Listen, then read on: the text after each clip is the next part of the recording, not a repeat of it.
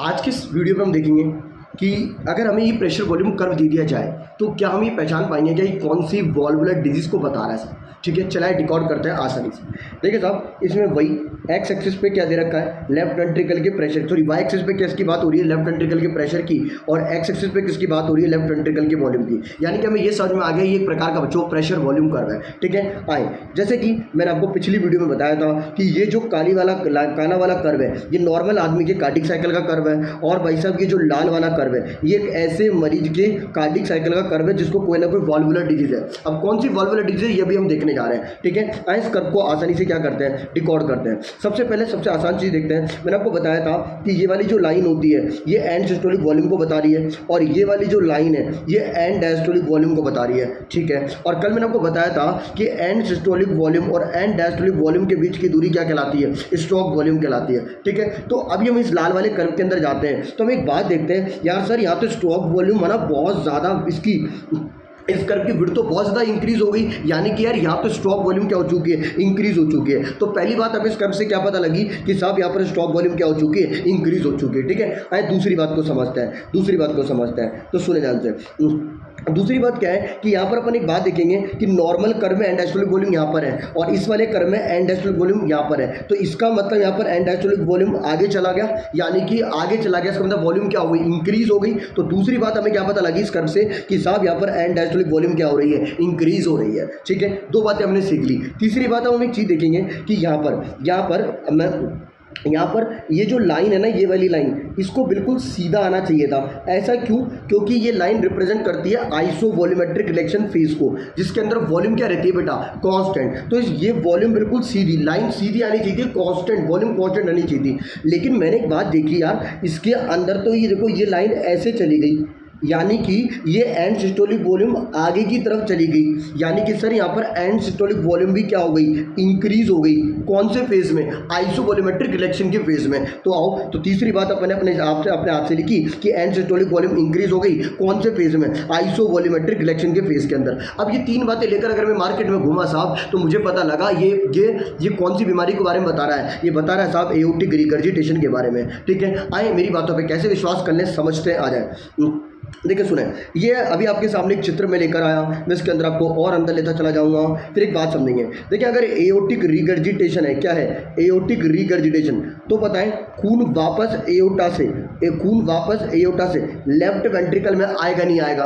अगर खून वापस आएगा लेफ्ट वेंट्रिकल में तो बताना एंड सिस्टोलिक वॉल्यूम इंक्रीज होनी चाहिए, नहीं होनी चाहिए, होनी चाहिए साहब। पहली बात क्लियर। ठीक है, दूसरी बात सीखेंगे। दूसरी बात क्या सर, दूसरी बात दोबारा आ जाए, देखिए दोबारा इसके अंदर चलते हैं। देखो अब अगर एओर्टिक रिगर्जिटेशन हो रहा है तो लेफ्ट वेंट्रिकल में खून एओर्टा से तो आ ही रहा है, साथ ही साथ ना लेफ्ट एट्रिया से भी आ रहा है। तो हमारे लेफ्ट वेंट्रिकल में बहुत सारा खून आ गया डायस्टोल के दौरान।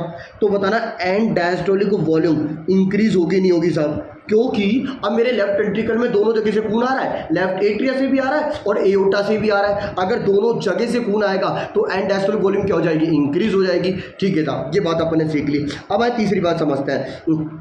अच्छा एक बात बताना, अगर यहाँ पर एक मिनट, अगर यहाँ पर एंड ज़्यादा खून आएगा लेफ्ट वेंट्रिकल के अंदर, यानी कि इसकी एंड डायस्टोलिक वॉल्यूम क्या हो गई, इंक्रीज हो गई। तो बताना लेफ्ट वेंट्रिकल की दीवारें ज़्यादा स्ट्रेच होगी नहीं होगी, ज़्यादा चौड़ी होगी नहीं होगी, होगी। और ऐसा मैं नहीं कहता, ऐसा फ्रैंक स्टार्लिंग भाई साहब कहते थे कि दीवारें जितनी तेज़ी से, जितनी ज़्यादा चौड़ी होगी ना वो उतनी तेज़ी से कॉन्ट्रैक्ट करेगी। तो बताना ये लेफ्ट वेंट्रिकल की वॉल उतनी तेज़ी से कॉन्ट्रैक्ट करेगी नहीं करेगी, करेगी। और अगर वो तेजी से कॉन्ट्रैक्ट करेगी तो ज़्यादा खून एओर्टा में डालेगी नहीं डालेगी, डालेगी।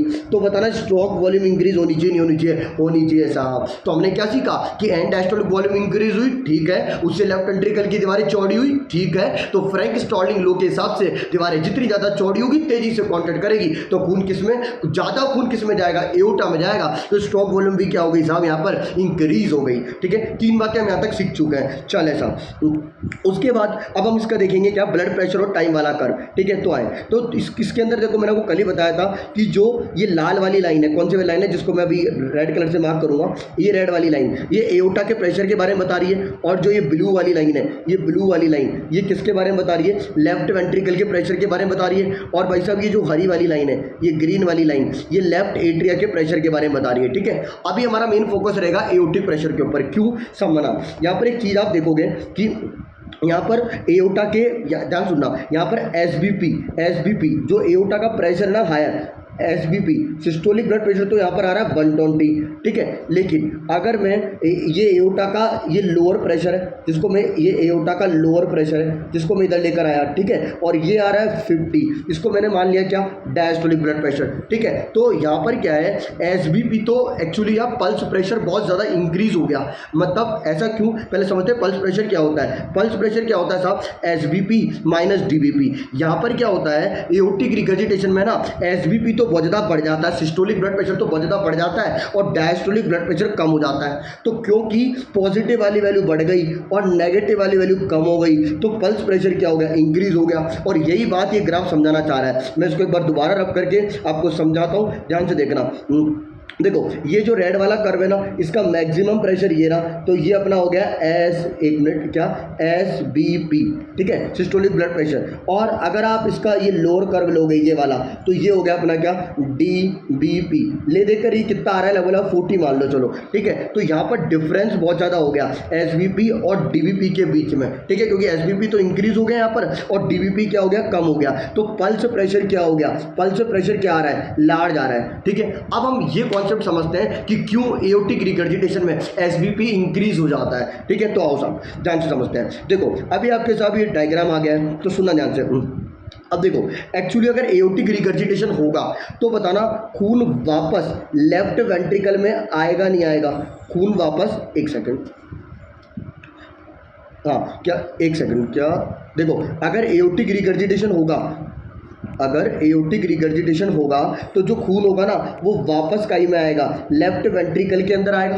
और क्योंकि ज़्यादा खून लेफ्ट वेंट्रिकल में आ रहा है, क्यों, क्योंकि एओर्टा से भी आ रहा है, लेफ्ट एट्रिया से भी आ रहा है, तो क्या होगा, एंड डायस्टोलिक वॉल्यूम इंक्रीज हुई, स्ट्रोक वॉल्यूम इंक्रीज हुई। तो अब देखना ज़्यादा खून किस में जाएगा, एओर्टा में जाएगा, तो स्ट्रोक वॉल्यूम क्या हो गई, इंक्रीज हो गई। और हमें पता है जो सिस्टोलिक ब्लड प्रेशर होता है वो डायरेक्टली प्रोपोर्शनल होता है स्ट्रोक वॉल्यूम के। अगर स्ट्रोक वॉल्यूम बढ़ गई तो एसबीपी बढ़ना चाहिए, नहीं बढ़ना चाहिए, बढ़ना चाहिए। यही तो वो लाइन कह रही है कि सिस्टोलिक ब्लड प्रेशर यहाँ बहुत ज़्यादा आता है। अब सुनो डीबीपी क्यों कम आ रहा है, तो समझना जानते हैं। एक्चुअली क्या हुआ कि सिस्टोल के दौरान खून है ना एओर्टा में तो चला गया, सिस्टोल के दौरान खून एओर्टा में तो चला गया, लेकिन पता है क्योंकि एओर्टिक रिगर्जिटेशन था तो डायस्टोल के दौरान खून वापस एओर्टा से लेफ्ट वेंट्रिकल में आ गया। तो बताना क्या एओर्टा में खून रहा, क्या नहीं, एओर्टा में खून रहा क्या डायस्टोल के दौरान, नहीं। तो अगर खून ही नहीं होगा एओर्टा में डायस्टोल के दौरान तो क्या प्रेशर लगेगा क्या, तो डायस्टोलिक ब्लड प्रेशर क्या हो गया, कम हो गया।